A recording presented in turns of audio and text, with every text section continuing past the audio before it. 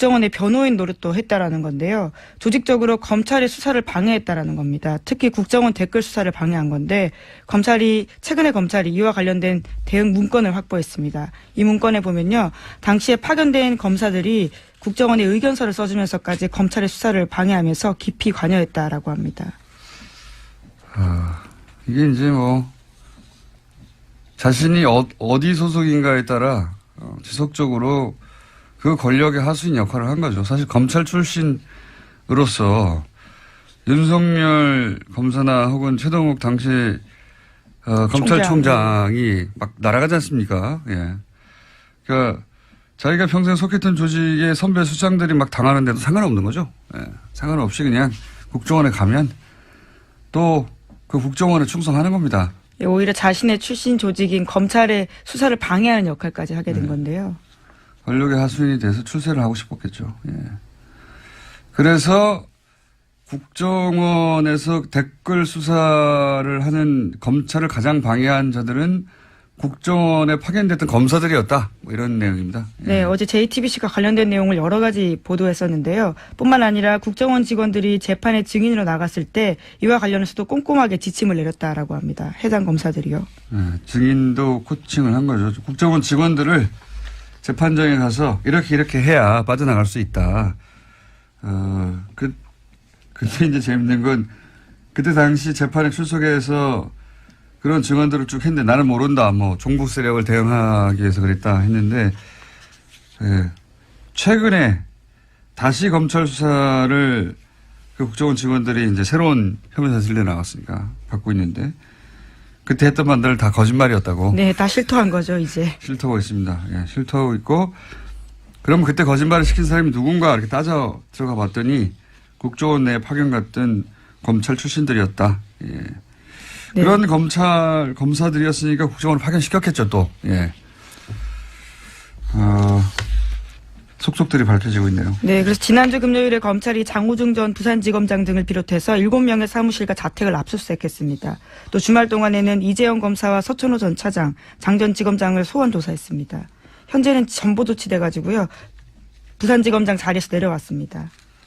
그게 이제 검찰 내에서도 예를 들어서 검찰 내에서 검찰 출신들이나 검찰 지검장이 굉장히 높은 사람이거든요. 예. 네, 그렇죠. 지검장 정도로 수사할 때 반발이 있거나 또는 잡음이 있을 수 있는데 이건 없어요. 예, 없는 것이 검찰 내에서도 동정을 받을 여지가 전혀 없는 것이 검찰이 수사하는데 검찰을 수사를 방해하려고 가짜 세트를 만든 거 아닙니까? 지금 그걸 했던 사람들이라는 거죠, 지금. 예. 세트로 가짜 사무실을 만들어 놓고 가짜 서류를 잔뜩 그 안에 집어넣어 놓고 거기를 압수수색하도록 한 사람들이 사실은 그런 일을 결정하고 컨트롤 타워 역할을 하고 이제 증언을 코칭하고 하는 게 다 검찰 출신이었다. 그런 얘기입니다. 네, 그 관련 뉴스가 쭉 많고요. 근데 그분들이 지금 구속됐다 또는 수사받고 있다. 그렇죠. 예, 이런 얘기들. 뉴스가 너무 많이 쏟아져서 도대체 누가 구속됐다는 건지. 예. 댓글 수사하고 있는데 그래서 검찰 출신들이 이런 일을 했다는 게 이제 관련 뉴스로 많이 쏟아졌습니다. 주말에. 네. 자, 다음은요. 네, 2008년 이건희 삼성회장이 차명 계좌에 숨겨둔 4조 4천억 원대 돈이 있었다라는 바를 말씀드린 바가 있는데요. 차명 계좌에 부과되기 때문에 세금을 내지 않았었습니다.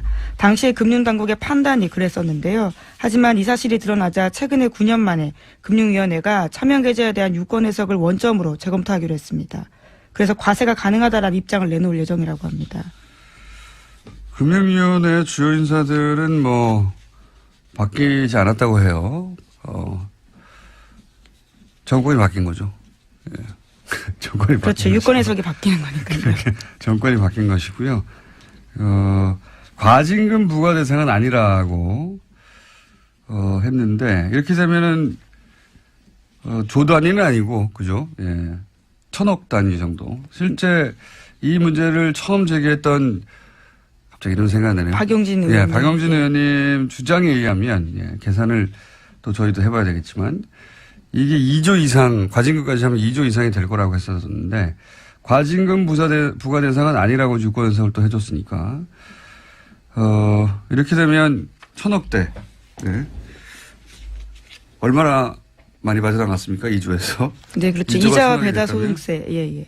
예, 이자 배당 소득만을 부과하는 거니까요. 근데, 이 문제는 한 번 더 나오겠네요. 예. 왜 과징금 부과 대상은 아니냐. 과징금을 부과하면 실제로, 총 4조 얼마가 남겨져 있었는데 거의 다 돈이 없어질 수도 있다. 그런 얘기도 있었거든요. 90% 세율을 적용할 경우에 대한 이야기일 텐데요. 오늘 최종구 금융위원장이 국회 국정감사 나오기 때문에요. 이 문제 다시 따져 물을 것으로 보입니다. 그러니까요. 예. 자, 실제 얼마나 부과될지 관심 있게 지켜봐야 되겠습니다. 그리고 이제 깜빡 잊었는데 원세훈 아까 댓글 이야기할 때 원세훈 원장이 국정원은 불법적으로 일을 해야 한다 뭐 이런 얘기를 했다고 했잖아요. 그죠? 네, 관련된 소식이 또 주말 동안 전해져서 화제가 됐었는데요. 댓글 공작 등 혐의로 구속된 유성욱 전 심리전단장의 발언입니다. 자신이 수감되기 전에 장문의 글을 남겼는데 이를 경향신문이 보도한 겁니다. 그러니까요. 원세훈 전 원장이 어떤 이야기를 했는지에 대한 폭로인데요. 내용을 보면 이렇습니다. 적법 범위 내에서 일할 것 같으면 국정원이 무슨 필요가 있느냐. 국정원은 법을 초월해 일할 수 있어야 한다. 이렇게 강조했다는 겁니다. 국정원이 다른 국가와 첩보 전쟁을 하면서 그런 경우가 있을 수는 있겠지만 이게 이제 국민들을 상대로 댓글 다는데 이걸 적용했다는 거죠. 예. 그렇죠. 자국민 대상으로 불법적인 일을 해야 된다라고 아예 지시했다라는 거죠. 이건 뭐 그럴 법한데 제가 폭로한 장문에 글에서 주목했던 부분은 뭐냐면 원세훈 원장이 재임 기간 중 지나치다 싶을 정도로 사이버 업무에 매달렸다 이런 기억이 있다라고 하면서 이제 쭉 썼잖아요. 다음 아고라를 잡아야 된다느니. 근데 이건 제가 지난번에 한번 얘기한 것 같은데 이렇게 원세훈 원장의 사이버 업무에 매달린 이유 자체가 이명박 전 대통령 때문이에요. 예, 이명박 전 대통령 취임 초기부터 청와대 행정관이 근무하는 사무실에 내려와서 여기저기 댓글 달라고 직접 지시했다고. 이건 제가 이명박 정권 초기에 들은 이야기입니다. 초기에. 대통령이 무슨 행정관 자리에 와가지고 등 뒤에 서가지고 여기 기사에 댓글 달라고 했을까 싶은데 그랬다고 합니다. 그랬다고. 그때부터 본인과 관련된 기사의 댓글에 대단히 민감했다. 댓글에 대한 집착을 보여주는 장면이에요. 네. 원세훈 원장의 집착이 아니라 이명박 전 대통령의 집착이었다고 저는 알고 있습니다. 그것이 뜻대로 안 되자 결국은 국정원을 그렇게 조직적으로 초반에는 그러니까 청와대 행정관들, 청와대 내에서 일부 행정관들이 그런 댓글 작업을 하다가 그 규모가 감당이 안 되니까 결국은 국정원이나 사이버 사령부로 그렇게 조직이 외부에서 전문적으로 커진 것이 아닌가라고 저는 추정하는데 여기서 확실한 것은 어쨌든 임기 초기에 행정관 근무하는 데 내려와서 PCD에 서서 그 일을 당했다는 사람으로부터 저는 건네들은 이야기입니다. 이건. 예, 그렇다면 이제 원전 원장의 입이 주목될 수밖에 없는데요. 이명박 전 대통령이 시켰다라는 진술만 남아 있는 겁니다. 글쎄요. 자신이 형을 살고 나서 그 다음 삶을 어떻게 그릴 것인가에 달려 있겠죠. 예. 이미 형은 확정됐으니까요. 네, 자. 아직 2심이긴 한데요. 사실상 확정입니다. 하나, 둘 정도 더 할 수 있을 것 같습니다. 예, 뭐가 있나요? 또 다스와 관련된 비자금 조성 의혹 문건이 나왔습니다. 2008년에 차명으로 보이는 10여 개의 개인 계좌에서 다스로 120억 원이 옮겨졌다라는 JTBC 보도 내용입니다. 이 내용은 저희가 잠시 후에 이 내용 전문가들이 두 분 있어요. 조진우 기자하고 안하고 총장이. JTBC가 급하게 아침부터 단독을 한 내용이죠. 예. 간단하게 정리하면 2008년에 개인 명의의 계좌 43개가 다스로 옮겨졌다 이런 내용인데 이 문건 자체가 주진우 기자가 사실은 들고 나왔던 문건 제가 이 방송에서 얘기했던 내용입니다. 예. 네, 분홍 보따리에 쌓여져 있던 그 문건이죠. 네. 이 자세한 얘기는 잠시 후에 하기로 하고요. 자, 다음 뉴스 하나 아직 2분여 남았네요. 두 개 정도 더 할 수 있습니다. 예. 네, 자유한국당이 현재 국정감사 보이콧하고 있다고 밝혔는데요. 하지만 다음 달 2일로 예정된 국회 정보위에 국정원 국정감사에는 참여하겠다라는 의사를 내비쳤습니다. 정보위 자유한국당 간사인 이완영 의원이 어제 밝힌 바인데요. 국정원 개혁발전위원회가 연일 과거사의 일탈 행위를 찾아내고 검찰에 고발하고 있다면서 이 문제를 제대로 따지겠다라고 밝혔습니다. 이제 뭐 이건 다른 게 아니고 이제 국감이 끝났기 때문에 이대로 국감 끝까지 안 들어갈 수는 없으니까, 네. 마지막 정보위에는 들어가겠다고 하는 거겠죠. 예. 아시는 분은 아시겠지만 한국당은 방통위원, 본인들이 지명했던 방통위원이 임기 이전에 사퇴하는데, 예. 그 두 명의 지명권을 여당에서 행사했다고 해가지고 지금 국감 보이콧을 하고 있습니다. 예. 자유한국당의 논리대로면, 자신들이 여당 시절에 6명을 임명하거든요. 예, 6명 임명했는데 지금은, 야당이 되면 이제 3명으로 줄잖아요. 심지어 야당도 다양해졌습니다. 과거와 다른데요, 처지가요. 예, 야당이 되면 이제 줄어드는데 숫자가 그걸 인정할 수 없어서, 예, 자신들이 한번 임명했던 사람들이 보궐이 되면 그 사람들을 자기가 야당이 됐더라도 계속 지명해야 된다는 논리로 이제 보이콧을 하는데 이 논리대로면 6명을 여당일 때 지명했어요. 자신들이 야당이 됐어요. 이제 3명으로 줄어야 되는데, 임기 직전에 다 사퇴하게 만드는 겁니다. 그러면 영원히 6명을 지명할 수 있어요. 이런 논리대로면. 왜냐하면 임기 전에 6명은 자유한국당에 배정됐다는 주장이거든요. 야당이냐 여당이냐 아니가. 놀라운 주장입니다. 예, 그래서 이 논리대로면 여당 상관없이 자유한국당은 항상 6명을 할 수 있습니다.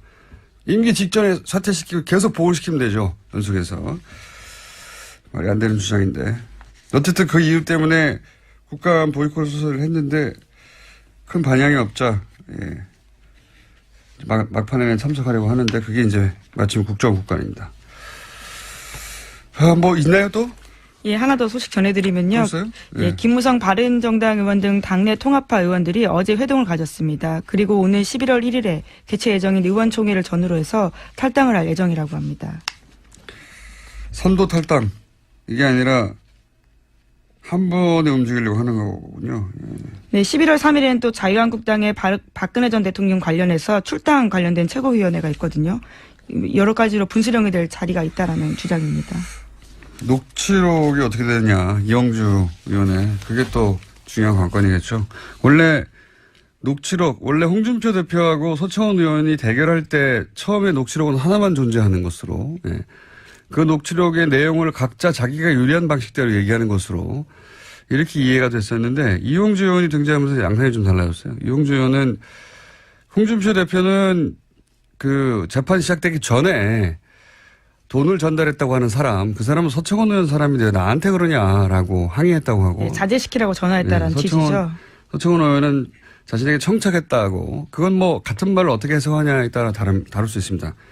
이영주 의원이 등장해서 했던 말은 두 사람이 그동안 다퉜던 내용과는 다르고 사실이라고 하면 다르고 1심이 끝난 후에 돈을 전달한 사람의 진술을 번복하게 해달라는 청탁을 했다라는 게 이영주 의원의 주장이거든요. 예. 그러한 또 녹취록이 있다라는 취지 이야기인데요. 그러니까 만약에 그게 실제로 있다면 그 녹취록이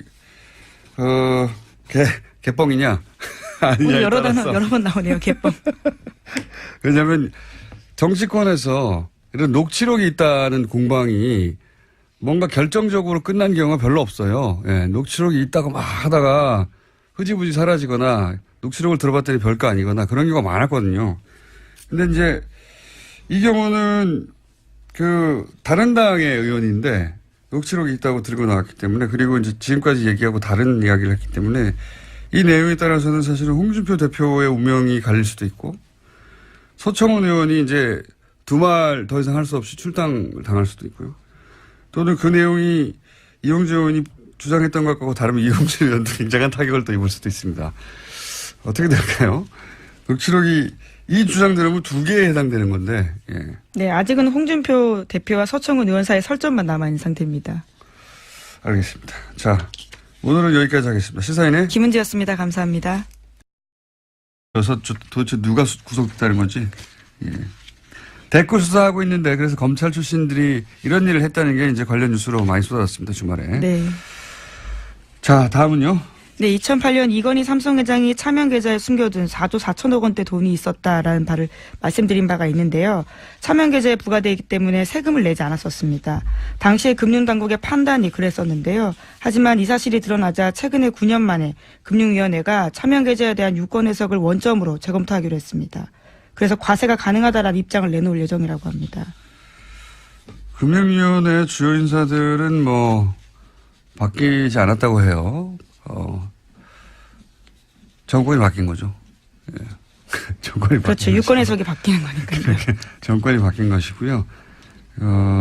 과징금 부과 대상은 아니라고 했는데 이렇게 되면은 조 단위는 아니고 그죠? 예. 1,000억 단위 정도. 실제 이 문제를 처음 제기했던 갑자기 이런 생각이 나네요. 박용진 의원. 예, 박용진 의원님 주장에 의하면 그러니까 자택을 압수수색했습니다. 또 주말 동안에는 이재영 검사와 서천호 전 차장, 장전지검장을 소환 조사했습니다. 현재는 전보 조치돼가지고요. 부산지검장 자리에서 내려왔습니다. 그러니까 이제 검찰 내에서도 뭐 예를 들어서 검찰 내에서 검찰 출신들이나 검찰 지검장이 굉장히 높은 사람이거든요. 예. 네, 그렇죠. 지검장 정도로 수사할 때 반발이 있거나 또는 뭐 잡음이 있을 수 있는데 이건 없어요. 예, 없는 것이 검찰 내에서도 뭐 동정을 받을 여지가 전혀 없는 것이 검찰이 수사하는데 검찰을 수사를 방해하려고 가짜 세트를 만든 거 아닙니까? 지금 그걸 했던 사람들이라는 거죠 지금. 예.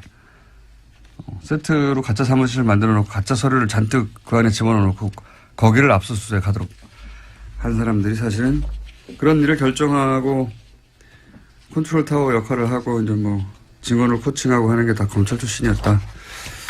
그런 얘기입니다. 예, 그 관련 뉴스가 쭉 많고요. 근데 그분들이 지금 구속됐다. 또는 수사받고 있다. 그렇죠. 예, 이런 얘기들. 저도 뉴스가 너무 많이 쏟아져. 국정원에 파견됐던 검사들이었다. 뭐 이런 내용입니다. 예. 네, 어제 JTBC가 관련된 내용을 여러 가지 보도했었는데요. 뿐만 아니라 국정원 직원들이 재판에 증인으로 나갔을 때 이와 관련해서도 꼼꼼하게 지침을 내렸다라고 합니다. 해당 검사들이요. 예, 증인도 코칭을 한 거죠. 국정원 직원들을 재판장에 가서 이렇게 해야 빠져나갈 수 있다. 그때 이제 재밌는 건 그때 당시 재판에 출석해서 그런 증언들을 쭉 했는데 나는 모른다. 뭐 종북 세력을 대응하기 위해서 그랬다 했는데 예, 최근에 다시 검찰 수사를 그 국정원 직원들이 이제 새로운 혐의 사실에 나왔으니까 받고 있는데 그때 했던 말들 다 거짓말이었다고. 네, 다 실토한 거죠 이제. 실토하고 있습니다. 예, 실토하고 있고 그럼 그때 거짓말을 시킨 사람이 누군가 이렇게 따져 들어가 봤더니 국정원 내에 파견 갔던 검찰 출신들이었다. 예. 네. 그런 검사들이었으니까 국정원을 파견시켰겠죠, 또. 예. 속속들이 밝혀지고 있네요. 네, 그래서 지난주 금요일에 검찰이 장호중 전 부산지검장 등을 비롯해서 7명의 사무실. 계산을 또 저희도 해봐야 되겠지만 이게 2조 이상, 과징금까지 하면 2조 이상이 될 거라고 했었는데 과징금 부과 대상은 아니라고 유권 해석을 또 해줬으니까 이렇게 되면 1,000억대. 네. 얼마나 많이 빠져나갔습니까? 2조에서. 네, 그렇죠. 이자와 배당 소득세. 예. 예, 이자 배당 소득만을 부과하는 거니까요. 근데, 이 문제는 한 번 더 나오겠네요. 왜 과징금 부과 대상은 아니냐. 과징금을 부과하면 실제로, 총 4조 얼마가 남겨져 있었는데 거의 다 돈이 없어질 수도 있다. 그런 얘기도 있었거든요. 90% 세율을 적용할 경우에 대한 이야기일 텐데요. 오늘 최종구 금융위원장이 국회 국정감사 나오기 때문에요. 이 문제 다시 따져 물을 것으로 보입니다. 그러니까요. 예. 자, 실제 얼마나 부과될지 관심 있게 지켜봐야 되겠습니다. 그리고 이제 깜빡 잊었는데 원세훈 국정원의 변호인 노릇도 했다라는 건데요. 조직적으로 검찰의 수사를 방해했다라는 겁니다. 특히 국정원 댓글 수사를 방해한 건데 최근에 검찰이 이와 관련된 대응 문건을 확보했습니다. 이 문건에 보면요. 당시에 파견된 검사들이 국정원의 의견서를 써주면서까지 검찰의 수사를 방해하면서 깊이 관여했다라고 합니다. 이게 이제 자신이 어디 소속인가에 따라 지속적으로 그 권력의 하수인 역할을 한 거죠. 사실 검찰 출신으로서 윤석열 검사나 혹은 최동욱 당시 검찰총장이 막 날아가지 않습니까? 예. 그러니까 자기가 평생 속했던 조직의 선배 수장들이 막 당하는데도 상관없는 거죠. 예. 상관없이 그냥 국정원에 가면 또 그 국정원에 충성하는 겁니다. 오히려 자신의 출신 조직인 검찰의 수사를 방해하는 역할까지 하게 된 건데요. 권력의 하수인이 돼서 출세를 하고 싶었겠죠. 예. 그래서 국정원에서 댓글 수사를 하는 검찰을 가장 방해한 자들은